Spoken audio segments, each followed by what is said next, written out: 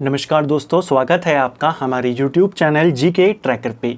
देखिए फ्रेंड, आज की वीडियो में हम बात करेंगे जो हमारी एक सीरीज़ है Uttarakhand GK book wise MCQ series, जिसमें हम उत्तराखंड की इम्पोर्टेंट किताबों को MCQ के रूप में कवर कर रहे हैं।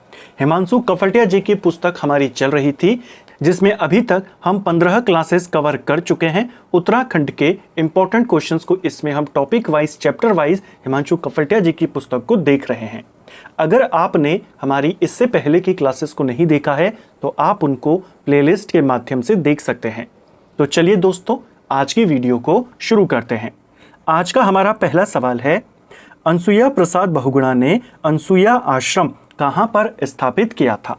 एक प्रसिद्ध स्वतंत्रता सेनानी थे उत्तराखंड के अनसुईया प्रसाद बहुगुणा। इन्होंने अपना ये जो अनसुईया आश्रम इन्होंने बनाया था, ये चमोली के नंदप्रयाग में बनाया था। ऑप्शन बी हमारा सही आंसर होगा। अगला, वीर चंद्र सिंह गढ़वाली के संदर्भ में निम्नलिखित कथनों पर विचार करें। 3 स्टेटमेंट हैं, कौन सा सही है देखिए। वे बागेश्वर में महात्मा गांधी से मिलने के बाद गांधीवादी विचारधारा से प्रभावित हुए, क्या ये सही है? पहला आपका बिल्कुल सही है। जो वीर चंद्र सिंह गढ़वाली थे, पौड़ी में इनका जन्म होता है। बागेश्वर में एक सभा के दौरान महात्मा गांधी से इनकी मुलाकात होती है, जिसके बाद ये गांधीवादी विचारधारा से प्रभावित होते हैं और कट्टर गांधीवादी बन जाते हैं। पेशावर में वे खान अब्दुल गफ्फार खान के सविनय अवज्ञा आंदोलन को दबाने हेतु तैनात थे, क्या ये सही है? ये वाला कथन भी आपका सही है। आप जानते हैं उनकी नियुक्ति पेशावर में हुई थी, पेशावर के किस्सा खानी बाजार में। उस इलाके में खान अब्दुल गफ्फार खान के नेतृत्व में सविनय अवज्ञा आंदोलन चल रहा था। लाल कुर्ती आंदोलन भी उसको उस इलाके में कहा जाता था। वहीं पर अफगान आंदोलनकारियों के ऊपर गोली चलाने का आदेश इनको दिया गया, जो उस समय ब्रिटिश कमांडर वहां पे मौजूद था, कैप्टन रिकेट। 23 अप्रैल 1930 की ये घटना है। गोली चलाने से ये इनकार कर देते हैं और इनके साथियों को इनको गिरफ्तार कर लिया जाता है। इसी घटना को पेशावर कांड के नाम से जानते हैं। कब हुई थी? 23 अप्रैल 1930। ठीक है। भारत सरकार ने उनके सम्मान में 1994 में एक डाक टिकट जारी किया था, क्या ये सही है? ये वाला भी आपका बिल्कुल सही है। आपको पूछा है कौन सा कथन सही है, तीनों के तीनों कथन आपके सही होंगे। एक और चीज याद रखना, क्वेश्चन आता है कि जब इनको और इनके साथियों को गिरफ्तार कर लिया गया, यानी पेशावर कांड के नायकों का केस किसके द्वारा लड़ा गया, अगर आपसे ये पूछेगा तो बैरिस्टर मुकुंदी लाल ने लड़ा था। ठीक है। उत्तराखंड के किस विद्वान को उनके घुमक्कड़ी स्वभाव और व्यापक ज्ञान के कारण उत्तराखंड का इंसाइक्लोपीडिया कहा जाता है? सिंपल सवाल ये इतना भी हो सकता था कि उत्तराखंड के किस विद्वान को उत्तराखंड का इंसाइक्लोपीडिया कहते हैं? ये कहा जाता है शिव प्रसाद डबराल को। ऑप्शन बी सही आंसर होगा। इनका अलावा ये घुमक्कड़ी स्वभाव के हैं, तो इसके अलावा इनका एक नाम और भी है, इन्हें चारण उपनाम से भी जाना जाता है। एक पेपर में सवाल बना था कि इनको चारण उपनाम किस वजह से दिया गया, तो इनके घुमक्कड़ी स्वभाव के कारण। ठीक है। शिव प्रसाद डबराल ने किस शासक के काल को कुशासन की संज्ञा दी थी?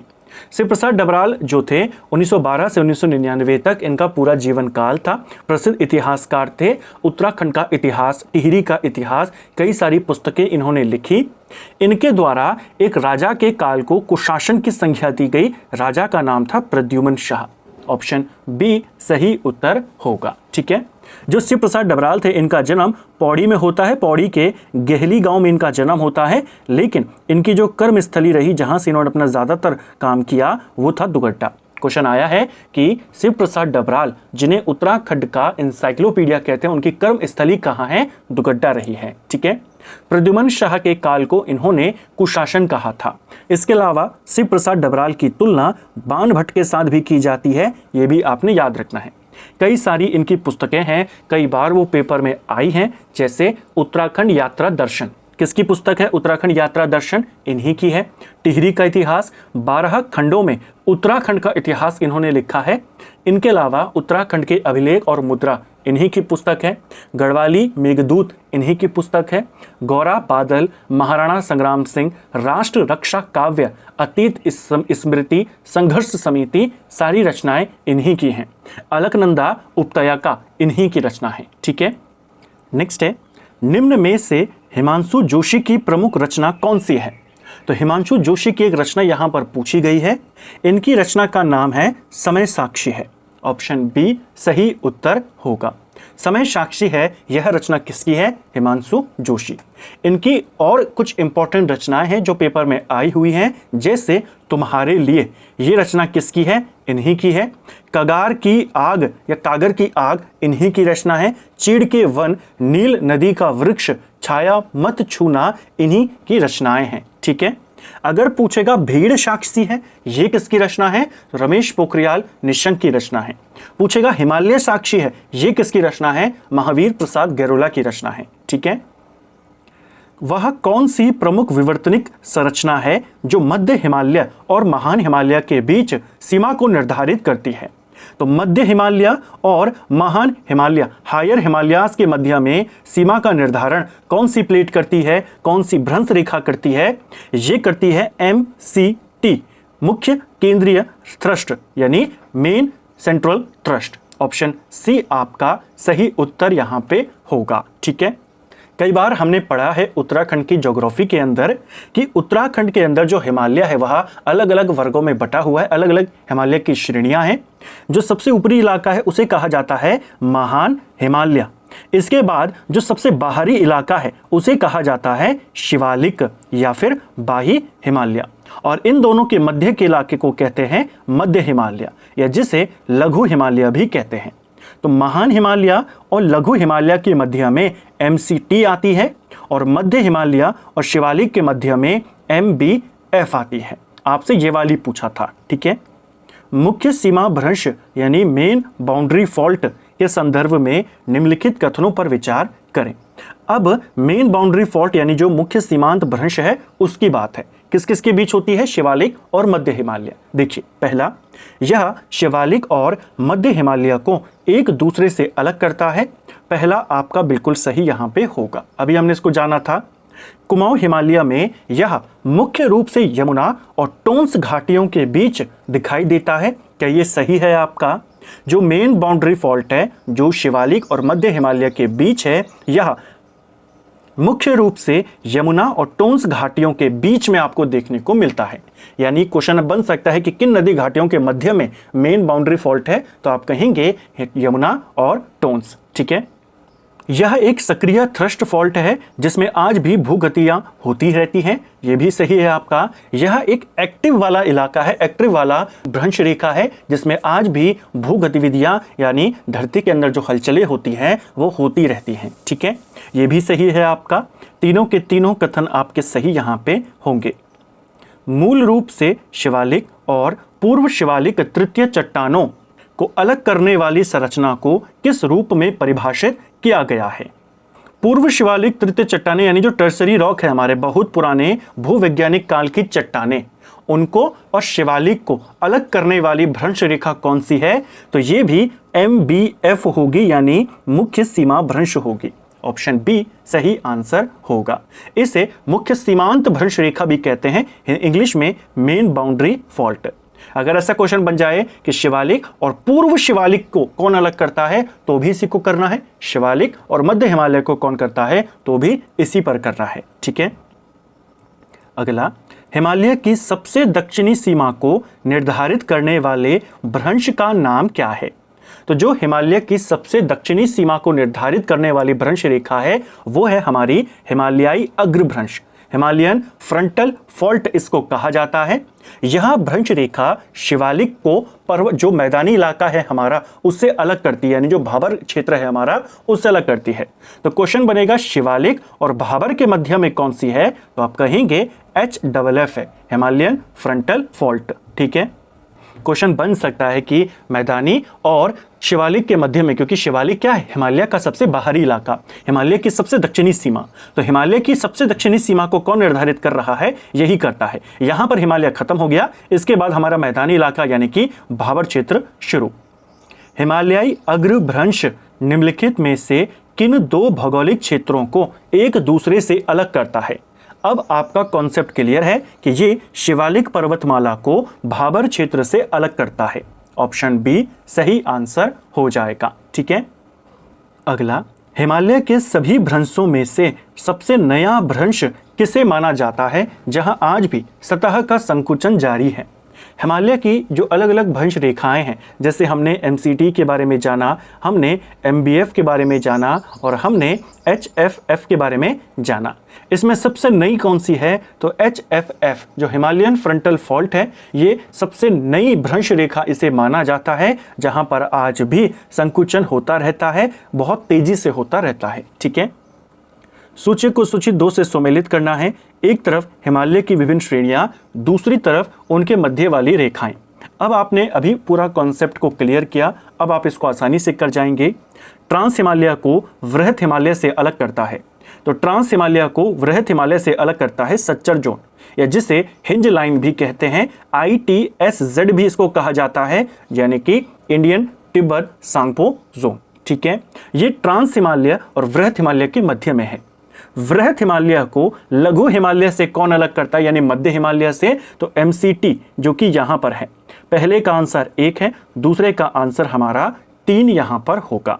लघु हिमालय और शिवालिक के मध्य में होता है MBF जो कि यहां पर है, यानी कि 4। शिवालिक को गंगा के मैदानी भाग से या शिवालिक को भाबर के इलाके से या शिवालिक को मैदानी इलाकों में कौन जोड़ता है? HFF यानी कि 2। 1 3 4 2 हमारा आंसर है, 1 3 4 2 यहां पर है। ऑप्शन सी सही उत्तर होगा। उत्तराखंड के संदर्भ में निम्नलिखित कथनों में से सत्य कथन का चुनाव करें और सही विकल्प को चुनें। पहला, उत्तराखंड हिमालय के मध्य भाग के अंतर्गत आता है। क्या ये सही है? पहला आपका बिल्कुल सही है। जो उत्तराखंड है हिमालय के मध्य भाग में पड़ता है। ठीक है, यानी लघु हिमालय वाला जो इलाका है ज्यादातर उस इलाके में उत्तराखंड आता है। उत्तराखंड का जो आकार है वो आयताकार है। उत्तराखंड का विस्तार ये भी पूछा जाता है, तो पूर्व से पश्चिम यानी ईस्ट से वेस्ट उत्तराखंड का जो विस्तार है, यानी उत्तराखंड की जो लंबाई है वो 358 किलोमीटर है, और उत्तर से लेकर दक्षिण तक जो उत्तराखंड की चौड़ाई है वो 320 किलोमीटर है। ठीक है, इसका अक्षांशीय विस्तार 28 डिग्री 43 मिनट से 31 डिग्री 27 मिनट तक है। क्या ये सही है? हमारा जो ग्लोब होता है, कई बार हमने इसको पढ़ा है, हमारे ग्लोब को जो 2 भागों में बांटती है, 2 ग्लोब में बांटती है, एक उत्तरी गोलार्ध एक दक्षिणी गोलार्ध। इसको कहा जाता है भूमध्य रेखा, इक्वेटर कहते हैं। इस भूमध्य रेखा के समांतर में जो रेखाएं खींची जाती हैं इनको अक्षांश रेखा कहा जाता है। ठीक है, उत्तराखंड पड़ता है उत्तरी अक्षांश में, इस इलाके में उत्तराखंड पड़ता है। और कौन सी अक्षांश से पड़ता है? तो 28 डिग्री अक्षांश से लेकर 31 डिग्री अक्षांश के मध्य में उत्तराखंड का विस्तार है, तो ये सही है आपका उत्तरी अक्षांश। इसका देशांतरीय विस्तार 77 डिग्री 34 मिनट से 81 डिग्री 2 मिनट तक है, वो भी पश्चिमी देशांतर। तो उत्तराखंड पड़ता है उत्तरी गोलार्ध में, और इधर आपका उत्तरी गोलार्ध है, इधर दक्षिणी गोलार्ध है। उत्तरी और दक्षिणी गोलार्ध को ये मिलाने वाली रेखाएं होती हैं, इनको कहा जाता है देशांतर। ठीक है, उत्तराखंड इस इलाके में पड़ता है, यानी 77 डिग्री से लेकर के 81 डिग्री की जो देशांतर रेखाएं हैं हमारी, कौन सी देशांतर? इधर वाली, इसके साइड की तरफ, यानी पूर्वी देशांतर। इधर है आपका पश्चिम, तो पूर्वी देशांतर में पड़ता है उत्तराखंड, ना कि पश्चिमी। आंकड़े सही हैं, दिशा गलत है। उत्तराखंड इस इलाके में पड़ता है, भारत भी इधर ही पड़ता है गोलार्ध में, तो हम पश्चिम की साइड नहीं आते, तो ये पश्चिमी देशांतर नहीं होगा, पूर्वी देशांतर होगा। तो यहां पर क्या है? यहां पर तीसरा गलत है, पहला दूसरा आपके सही हो जाएंगे। क्षेत्रफल की दृष्टि से उत्तराखंड के जिलों का सही घटता हुआ क्रम लगाइए।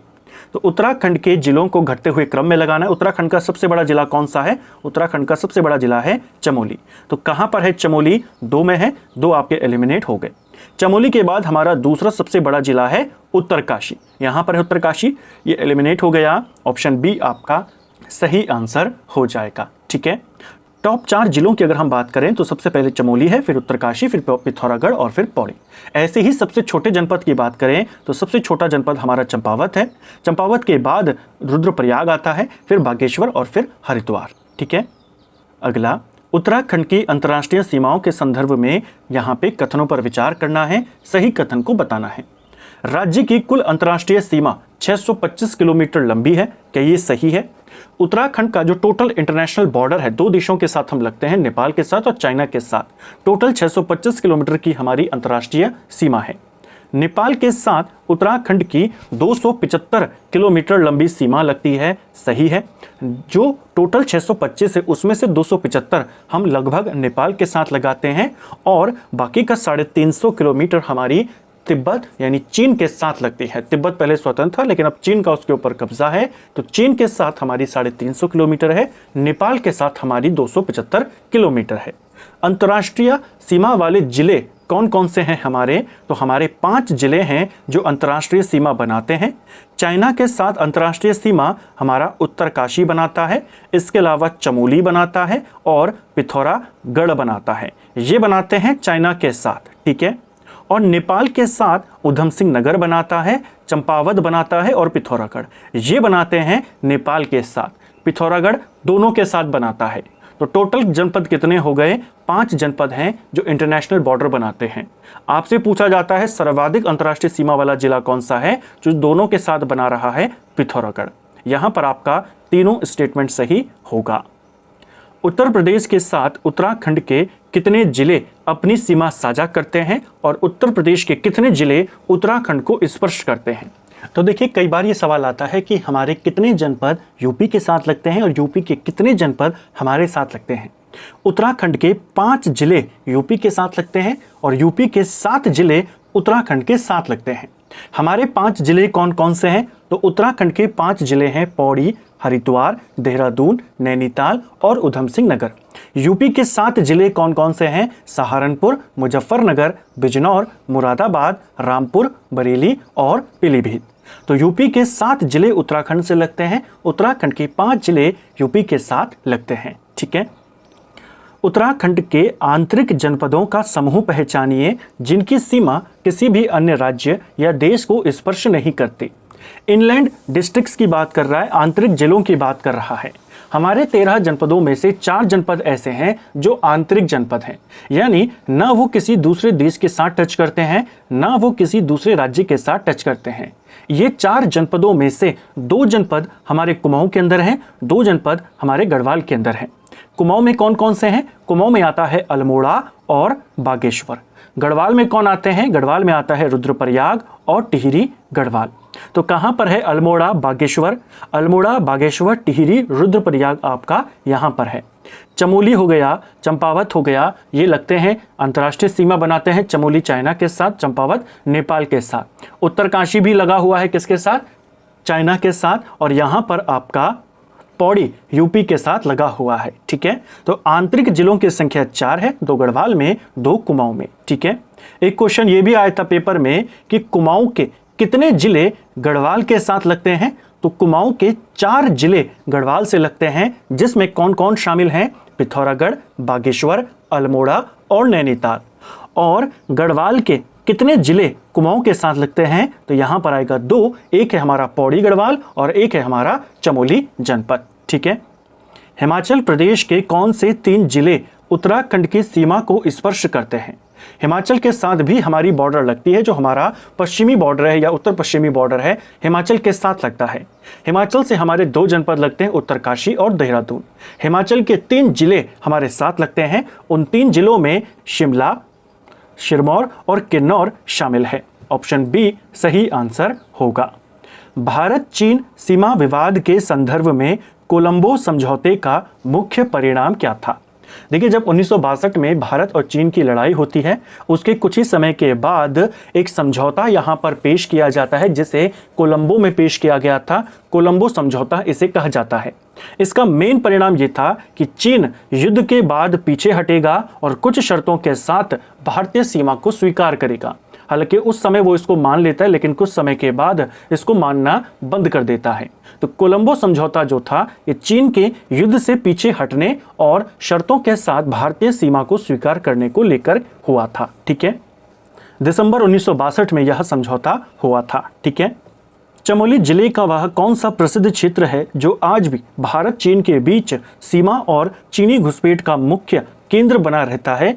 तो भारत के और चीन के मध्य में आज भी एक जगह है जो कई सारे विवादों को लेकर के चर्चा में रहती है। कई बार इसमें घुसपैठ यहाँ पे चाइना लगातार करवाता रहता है। ये है बाराहोती। ऑप्शन सी सही आंसर होगा। चमोली में पड़ता है। चमोली का एक प्रसिद्ध दर्रा हमारा होगा चीन इसको एक विवादित क्षेत्र मानता है, अपना दावा करता है, जिसे भारत खारिज करता है। तो भारत और चीन के बीच सीमा विवाद को लेकर के अगर पूछेगा कौन सी जगह है, बाराहोती। अगर भारत और नेपाल के बीच में कौन कौन सी जगह है जिसको लेकर विवाद होता है, तो मुख्य रूप से काला पानी। इंडिया और नेपाल के बीच 3 जगह है। नेपाल जो है भारत के साथ 3 जगहों को लेकर के विवाद करता रहता है। इसमें लिपुलेख, लिम्पियाधुरा और काला पानी शामिल हैं, ठीक है, जिसे भारत बार बार खारिज कर देता है। ये जो काला पानी वाला इलाका है, इसे उत्तराखंड का डोकलाम भी कहा जाता है, ठीक है, ये क्वेश्चन भी आ सकता है। तो फ्रेंड्स, ये था हमारा आज का वीडियो, जिसमें हमने उत्तराखंड जीके के 20 इंपॉर्टेंट सवालों को यहाँ पे देखा। हमने इन क्वेश्चन को पूरी डिटेल के साथ, पूरे एक्स्ट्रा फैक्ट के साथ यहाँ पे करने का प्रयास किया। हर क्वेश्चन को डिटेल में समझने का प्रयास किया, जिससे आपका जो कॉन्सेप्ट है वो यहीं पर क्लियर हो जाए। उम्मीद करता हूँ आपको आज का वीडियो पसंद आया होगा। अगर आपको ये वीडियो पसंद आई है तो वीडियो को लाइक करें, चैनल पर नए हैं चैनल को सब्सक्राइब करें, अपने दोस्तों के साथ शेयर करें। वीडियो आपको कैसी लगी कमेंट बॉक्स में हमें ज़रूर बताएं। Thank you friends.